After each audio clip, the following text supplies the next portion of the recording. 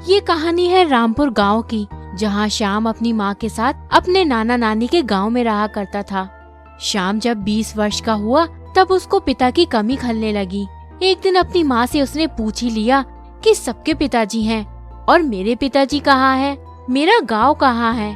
मेरा अपना घर कहाँ है? मुझे बताओ माँ।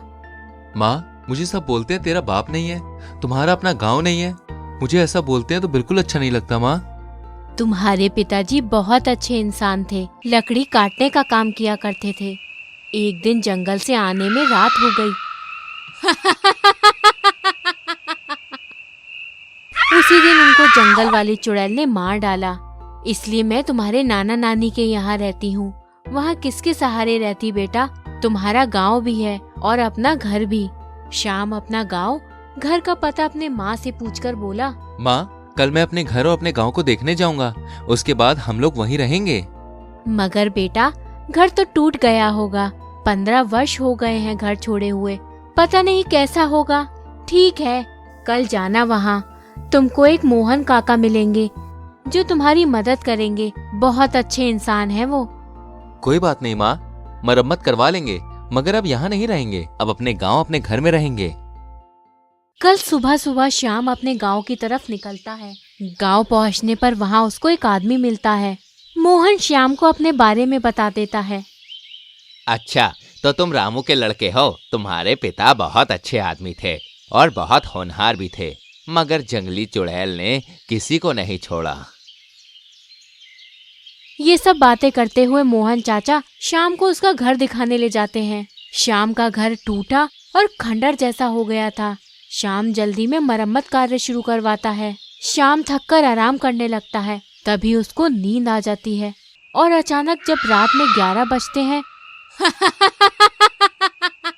तो उसकी आंख खुलती है। तब वह देखता है उसके बिल्कुल करीब में बैठी एक डरावनी चुड़ैल उसको अपने नाखून और दांतों से खुरचने लगती है। वह जोर जोर से गुर्राने लगती है। श्याम जोर जोर से बचाओ बचाओ चिल्लाता है। अरे बचाओ, कोई मुझे उस चुड़ैल से बचाओ। इंसानी बच्चे, आज तुमको नहीं छोड़ूंगी। आज तुझे खाकर अपनी भूख मिटाऊंगी। सुनो सुनो, तुम मुझे खा जाना, लेकिन आज मुझे छोड़ दो। मुझे कल खा लेना, मेरे और तो दोस्त आने वाले हैं। ये इंसानी बच्चा सही बोल रहा है। कल 3 इंसानी बच्चे खाने को मिलेंगे। अगर मैं इसे आज खा जाऊंगी तो कल से मुझे भूखा रहना पड़ेगा, मगर कल नहीं छोड़ूंगी तुमको, खा जाऊंगी।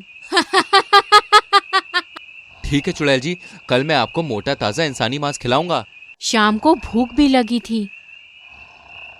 आओ आओ, आज तुम मेरे पास यहीं बैठो, मैं खिचड़ी बनाने जा रहा हूँ। आज तुमको भी खिलाऊंगा। आ जाओ, बैठो बैठो। भूतनी शाम के पास आकर बैठ जाती है। शाम जैसे ही चूल्हे में आग जलाता है, तभी चुड़ैल चूल्हे से दूर भाग जाती है और बोलने लगती है। ये मत करो, आग मत जलाओ, मेरा दम घुट रहा है। शाम जान गया कि इन सबको आग से डर लगता है। शाम ने खिचड़ी बनाई और खाकर सोने लगा, मगर नींद किसको आती है। सारी रात जागने के बाद सुबह उसे नींद आ गई तो शाम 8 बजे तक सोता रहा। जब देर तक शाम सोता रहा तो मोहन चाचा समझे कि रात में शाम ही चिल्ला रहा था। शायद भूतों ने मिलकर शाम को मार दिया होगा। मगर जब मोहन चाचा घर के अंदर गए तो शाम अभी तक सो रहा था। अरे श्याम, उठो उठो, सवेरा कब का हो गया, तुम अभी तक सो रहे हो? और कब तक सोगे? काम धाम खाना पानी कुछ करना है या नहीं करना?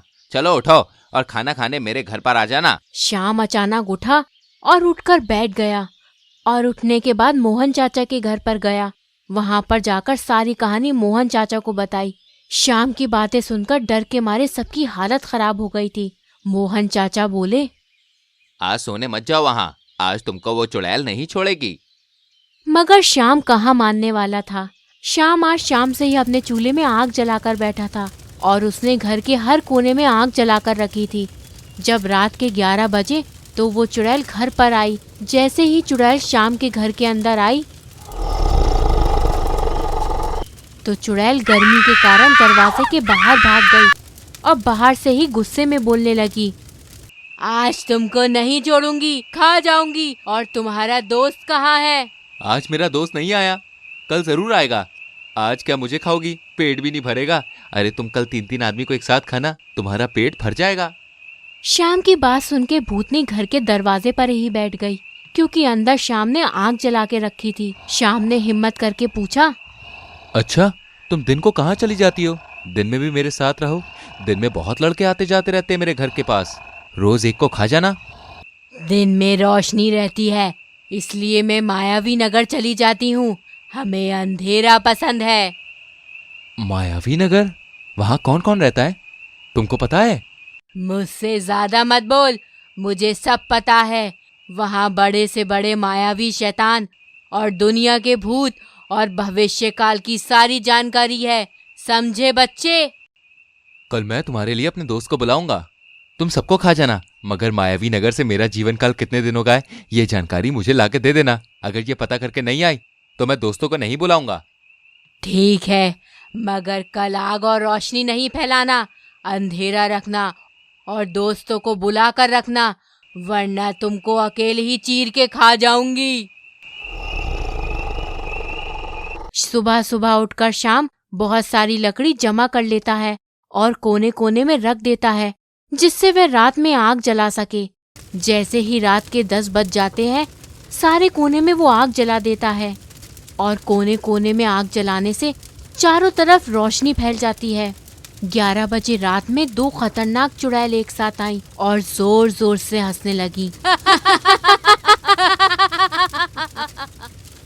कहाँ हो? बाहर निकलो, आज तुम्हारे दोस्त आए हैं या नहीं? आज तो मैं तुमको जरूर खाऊंगी। हम लोग मिलकर बांट कर खाएंगे तुम्हें। शाम भी चुड़ैल के इंतजार में ही बैठा था। शाम दरवाजे के सामने आकर बोला, पहले ये बताओ, मेरा जीवन काल पता करके आई हो? कितने दिन का और बचा है? इंसानी बच्चे, तुम्हारा जीवन काल पूरे 80 साल का है, मगर तुमको मुझसे कोई नहीं बचा पाएगा। शाम 80 साल सुनते ही खुश हो जाता है और उसकी हिम्मत भी बढ़ जाती है। शाम ने सोचा, अगर मेरा जीवन काल 80 साल का है तो ये चुड़ैल मुझे कैसे मार सकती है। शाम आग की चिंगारी से लहलाती लकड़ी दोनों हाथों में उठाता है और लकड़ी से चुड़ैल को भगा भगा के मारने लगता है। चुड़ैल आगे आगे और शाम पीछे पीछे होता है। चुड़ैल आग से डर के भाग जाती है। फिर चुड़ैल को हिम्मत नहीं होती कि वह दोबारा शाम के घर की तरफ देखे। शाम अपनी माँ के पास वापस लौट जाता है और माँ को बुलाकर अपने घर ले आता है। भूतनी डर के मारे कभी वापस लौट कर नहीं आती, इसलिए कहते हैं, जाखो राखे साइया, मार सके ना कोई। इस तरह की और भी मजेदार कहानी देखने के लिए डियर कार्टून टीवी चैनल को सब्सक्राइब और लाइक जरूर करें।